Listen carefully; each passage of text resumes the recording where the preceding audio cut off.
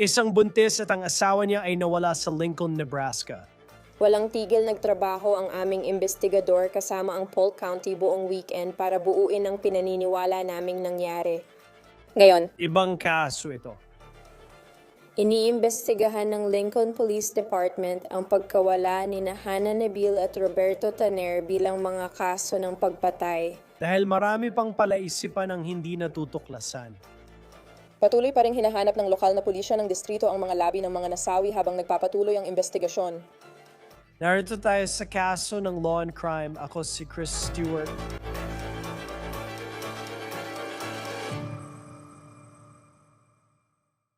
Nakikipagtulungan kami sa Truth Finder kaya mas mabilis ang pananaliksik namin dito sa Law and Crime at mas nakakapag-focus kami sa pag-ulat ng krimen. Gamitin ang Truth Finder para makita ang address, kasaysayan ng krimen, at iba pa sa pag-type ng pangalan. Ito ang pangunahing tool namin sa pag-check at isa sa top search service sa United States sa subscription. May unlimited confidential search ka para sa bagong kapitbahay. Pwede mong suriin ang mga taong nakikilala mo online or hanapin ang isang tao para muling makipag-ugnayan. Pwede mo ring tingnan kung may mga rehistradong sex offender or mag-background check sa sarili mo. Maging maalam, manatiling ligtas. Tingnan ang pampublikong record sa Truthfinder now sa truthfinder.com/over-the-counter. Isang magkasintahan ang nawawala at isa pa ang nakulong dahil sa pagpatay, ayon sa pulisya sa Lincoln, Nebraska. Lahat ito'y nangyari sa loob ng 4 na araw. Inabisuhan ng Polk County Sheriff's Office ang LPE noong Miyerkules ng gabi, Enero 28 tungkol sa ulat ng nawawalang si Hannah mula Stromsburg, Nebraska. Isinampa noong Huwebes sa Lincoln ang ulat ng pagkawala ni Roberto. Linggo ng gabi, inaresto sina James at Titus sa kanilang bahay sa Lincoln. Maaring mukhang isang malinaw at madaling kaso ito pero malayo pa iyon sa katotohanan. May mga puwang pa tayong dapat punan lalo na't halos 2 linggo bago na i-report sa autoridad ang pagkawala ng biktima. At ngayon may 2 pang bangkay na hindi pa natatagpuan na may hawak ng mga bahagi ng kwento na tanging sa pamamagitan ng kanilang mga sugat lang malalaman. Siyempre may tanong na paano ito nangyari at ano ang mangyayari ngayon. Magsimula tayo. Miyerkules, Enero 28, isang babae ang tumawag sa sheriff ng Polk County, Nebraska, malapit sa Lincoln, na lubhang nag-aalala. Inireport ng roommate ni Hannah na nawawala siya sa Polk County mula Enero 15 matapos umalis mula Stromberg para sunduin ang asawa sa Lincoln. 13 araw nang nawawala at hindi makontak ng kanyang roommate at matagal ng kaibigan si Hannah Neville, 26, at hindi lang siya ang may hinala na may nangyayaring kakaiba. Noong ika-28 ng Enero, alas 11:29 ng umaga, nakatanggap kami ng tawag mula dispatch para i-check ang kalagayan ni Hannah Novell. Inireport siya ng kanyang mga tagapagbigay ng serbisyong pangkalusugan. Hindi siya nakapunta sa 2 appointment sa York para magpatingin sa doktor dahil buntis siya. Noong panahong iyon, sinabi ng pulisya na si Hannah ay 2 linggo ng buntis. Lalong naging mahalaga at nakakabahala ang investigasyong ito dahil 2 buhay na ang nakataya noon. Ngayon sa puntong ito, pinagdugtong-dugtong na ng mga autoridad ang mga impormasyon at napagtanto nilang hindi lang basta nawawala si Hannah. Hindi rin matagpuan ang asawa niyang si Roberto Tanner, 27 taong gulang. Ngayon, 2 linggo matapos silang mawala, nagsimula na ang paghahanap sa kanila. Batay sa location data at saksi, nakita sina Hannah at Roberto sa apartment nina James at Titus sa 1,215 Arapaho, Lincoln, bago alas 7 ng gabi noong Enero 15. Dito pumapasok sina Sterling James, 24, at Sadie Titus, 22, ayon sa kanilang Facebook page. Sila ay magkasintahan mula Lincoln, Nebraska. Bago lang silang kinasal. Kamakailan lang kinasal sila at may relasyon sa pamilya si Sterling James kay Roberto. Magkapatid sila sa ama. Kaya mapapaisip ka, dumalaw kaya sina Hannah at Roberto para batiin ang bagong kasal? Di pa rin malinaw pero base sa timeline, nasa apartment ni na James at Titus ang nawawalang magkasintahan ng halos 1 oras. Pagkatapos may nagbago. Ayon sa datos ng cellphone, umalis ang device ni Hannah ng 8 p.m. Dumating ito sa 7,600 Northwest 27th Street sa Lancaster County at tumagal doon hanggang 1:30 ng madaling araw. Nagpunta pa ito sa ibang lugar bago tuluyang nawala noong hapon ng Enero 16. Nakita ang telepono ni Hannah sa isang pribadong tirahan, 15 minuto ang layo, at nanatili ito roon ng 4.5 oras. Lumipat-lipat ang telepono sa iba't ibang lugar bago ito namatay kinabukasan ng hapon, Enero 16.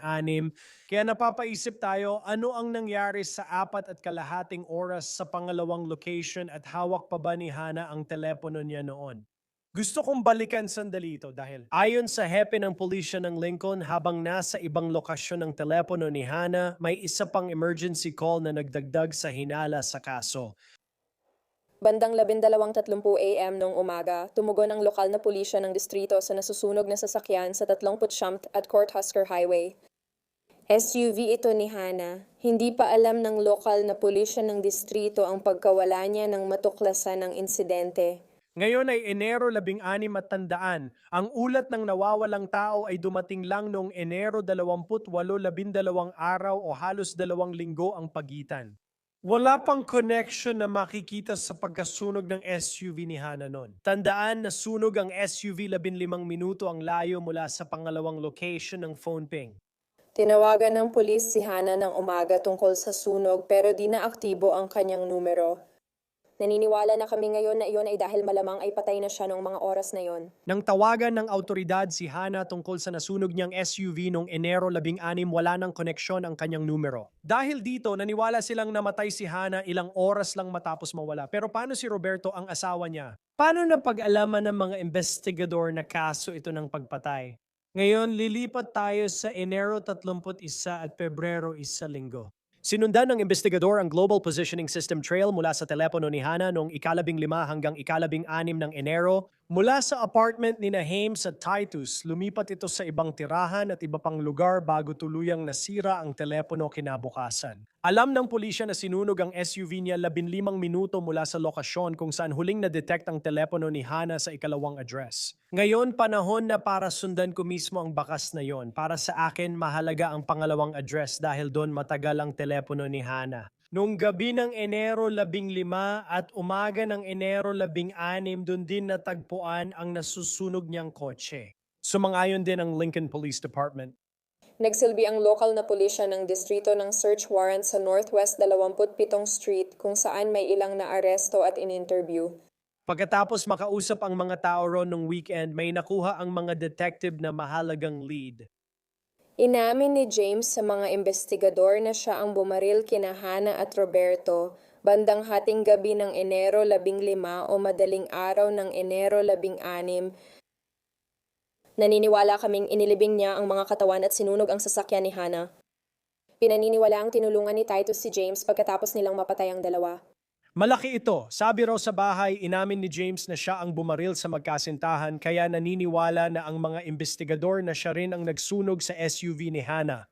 Kasama sina James at Titus nagtulungan ang bagong kasal sa paglilibing kina Hana at Roberto. Inaresto ng pulisya sina Sterling, James at Sadie Titus sa kanilang bahay noong Pebrero 1. Nakakulong si James sa Lancaster County Jail sa 2 kasong first-degree murder.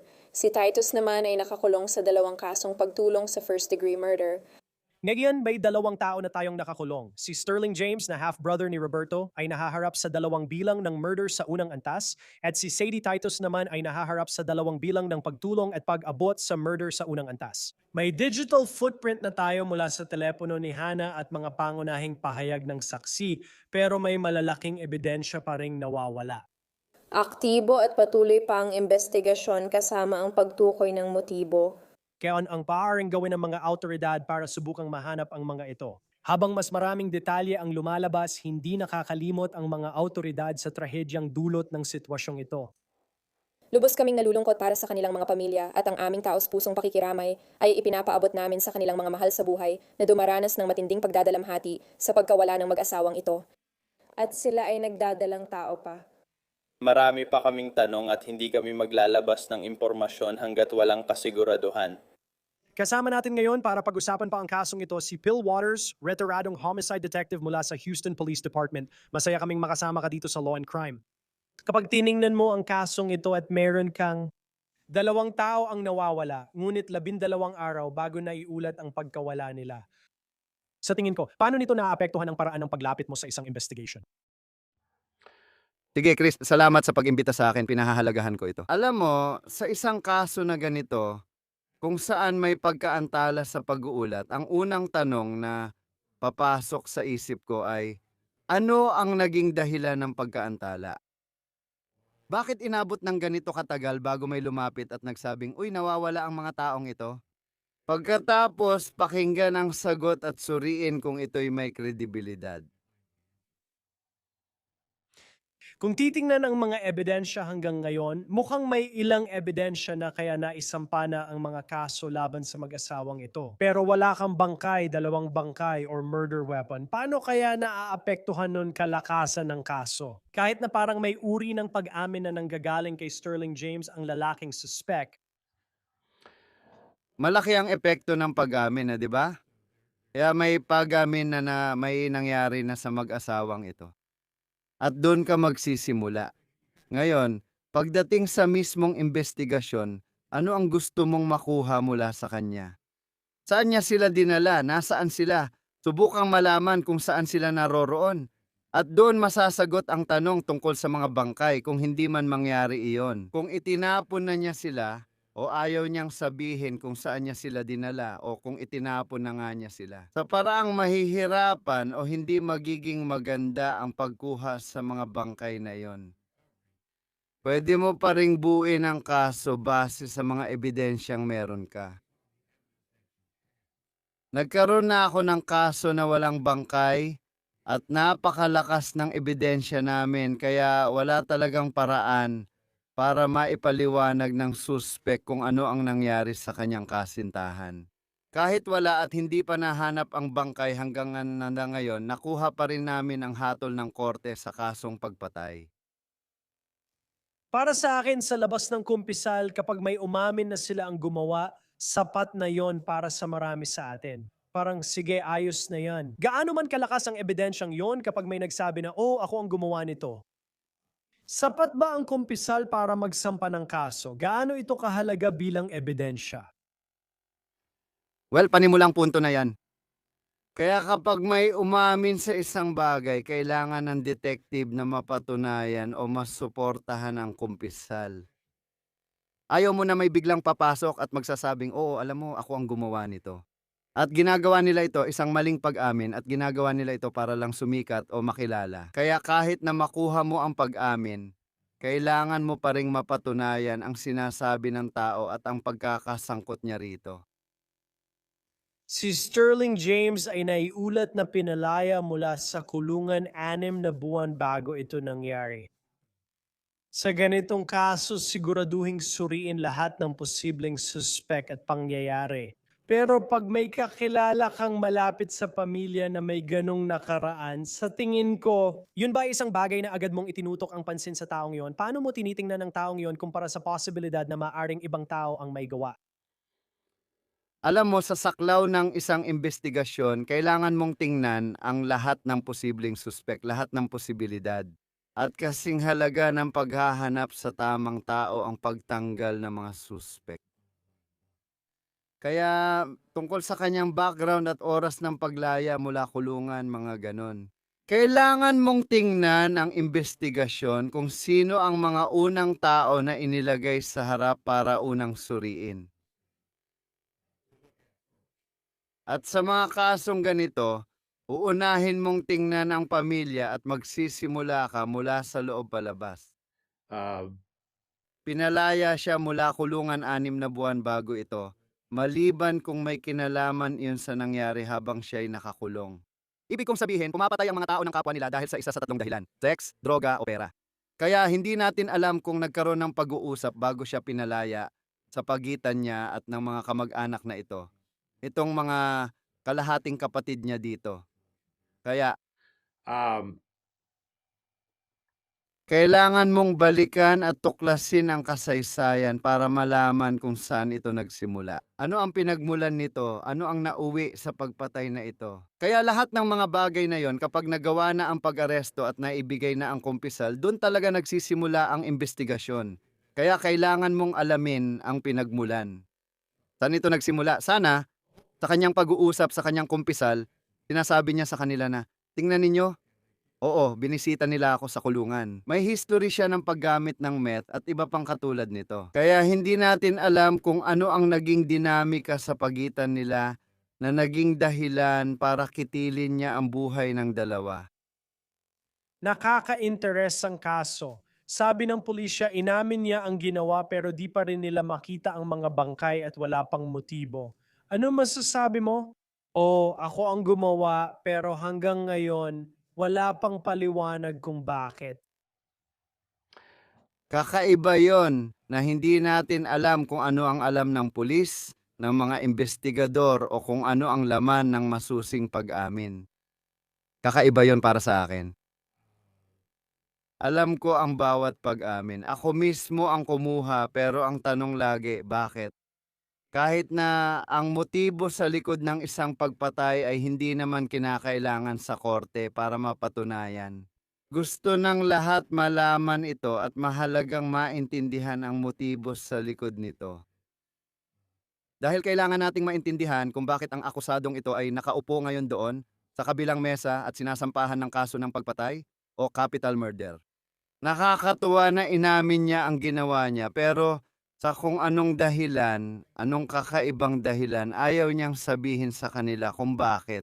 Ibang-iba yon para sa akin kaya hindi ko alam ang nagtutulak doon. Sa tingin ko hindi ko pa naranasan yon. Sa karera ko, tuwing may kausap ako, nagkaroon na ako ng mga taong ayaw umamin, syempre, pero hindi umamin at pagkatapos ay hindi ipaliwanag kung bakit. Hindi ko alam kung saan nagkaproblema sa interview o proseso, pero kakaiba talaga yon para sa akin. Oo, talagang isa rin yan sa mga bagay na nakaagaw ng pansin ko. Mukhang isa sa mga pinakamalakas na ebidensya nila sa kasong ito ay yung data mula sa cellphone. Mukhang sinundan nila si Hannah Neville sa iba't ibang lugar. Pagkatapos naiwan lang ang cellphone doon ng 4.5 oras, ano sa tingin mo kung paano nila nasundan ng cellphone na yon? Nilalagay rin kasi ito sa ilang lugar. Pero sa parehong pagkakataon, parang meron kang 4.5 oras na parang walang nangyayari kahit ano. And yun mismo parang kasing interesante rin kung saan siya eksaktong naroon na maiuugnay sa pagkamatay niya.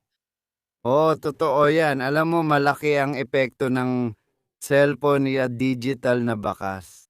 Iyan ay naging mahusay na kasangkapan ngayon sa investigasyon para matukoy kung nasaan ang mga tao at iba pa. Magkokomento lang ang ako. Kapag meron tayong 4 na oras na pagitan sa oras kung saan mukhang walang galaw ang telepono, tandaan ang telepono ang inilipat-lipat. Di natin alam kung kasama ang katawan ng telepono. Pero ipagpapalagay ko na yung 4 na oras na panahon na hindi gumagalaw ang telepono, doon nila itinatapon ang mga bangkay. Hindi yun ang ibig sabihin. Kung natukoy nila kung nasaan ang teleponong yon kahit papaano, tinutukoy ng mga cell site tower kung nasaan ang lokasyon na iyon at doon sila magpo-focus sa paghahanap. Pero maaaring ganoon ang sitwasyon kung saan ginagawa nila ang anumang ginagawa nila para itapon ang mga bangkay. Pagkatapos lumipat sila sa ibang lugar para sa pagtatapon. O isa pa yun sa mga kakaibang nangyari sa investigasyon. Yun ang itatanong ko dahil sigurado ako meron sila. Itatanong nila ito sa suspect. Nasaan ka nung 4 na oras na hindi gumalaw ang telepono? Anong nangyari sa 4 na oras? At malinaw na hindi niya sinasabi sa kanila kaya naman isa na namang kakaibang detalye ito ng investigasyon. Paano mo mahahanap lalo na kung hindi nakikipagtulungan ang taong hawak mo na pinaniniwalaan mong siya ang may gawa? Ibig kong sabihin, paano mo mahahanap ang mga bangkay na ganito? Nakarating na ako sa Lincoln, Nebraska at parang ordinaryong lungsod ito. Sa 4.5 oras, mabilis kang makarating sa gitna ng kawalan na napakalawak ang sakop. Kung ikaw ang circumference sa geometry, ito ay tumutukoy sa lugar na kayang abutin sa loob ng 4.5 oras. Paano mo mahahanap ang mga bangkay kung wala kang tulong mula sa kanya? Well, malaking bagay yan. Magandang tanong yan, Chris. Alam mo, malaking gawain talaga yan at alam ko sa kaso na nahawakan ko noon, Yun ay isang kaso na walang bangkay. Ginamit namin ang mga bakas mula sa cellphone na ng suspect at kung saan siya nagpunta. Alam naming dinala niya ang katawan niya kung saan, kaya sinundan namin gamit ang cell site tower. At hanggang sa lumabas siya at pagkatapos ay nagkaroon kami. Ang EquiSearch ay isang mahusay na mapagkukunan para sa amin at gumawa ng grid. Magaling sila kaya gumawa sila ng grid at hinati ang mga bahagi para simulan ang paghahanap. Parang nagtatrabaho ka lang, sasama ka hanggang saan sila tapos titigil ka rin pag tumigil sila. Doon ka magse-setup ng grid at tututok sa paghahanap mo. At pagkatapos, maaaring gusto mong magsimulang bumalik at gumawa ng panibagong grid sa kahabaan ng ruta. Kaya pero sa sitwasyong yon, 4 na oras yon. Yun ay maraming, gaya ng sabi mo, yun ay maraming oras para makalayo. At kung may makatwirang ideya sila kung saan naroon ang telepono sa pinakamalayo nitong lugar, mula kay Blinken, marahil doon ka magsisimula, posibleng i-grid. Pero sinasabi ko sa'yo, isa itong malaking operasyon, lalo na kung ganoon nakatagal ang pagitan ng insidente at ng oras na iniisip mong itinapon ang mga katawan. Si Sadie Titus na asawa ni Sterling James ay nahaharap sa ganitong uri ng mga kasong accessory. Gaano kahirap patunayan na may tumulong lalo na sa kung anong meron tayo at malamang mas marami pang ebidensya kaysa sa nailalabas ng pulisya sa ngayon. Kung walang katawan at murder weapon, paano mo mapapatunayan na kahit hindi siya gumawa, tumulong siya? Para sa akin, parte yan ng pag-amin niya. Oo, gagawin ko. Sigurado akong nakausap na nila siya kaya maaaring inamin niya ang parte niya dito. Na malamang ay ang pagtatapon. Sa Texas, kakasuhan siya ng felony tampering with evidence. Isang bangkay, kaya ang aspetong iyon ay hindi ganon kahirap patunayan. Ang mga positibong ugnayan sa kanya at sa pagtatapon o pagtulong sa kanya sa anumang ginagawa niya. Hindi naman ganun kahirap patunayan, lalo na kung umamin siya at isinama siya ng lalaki sa pangyayari. Kaya hindi talaga mahirap patunayan yon.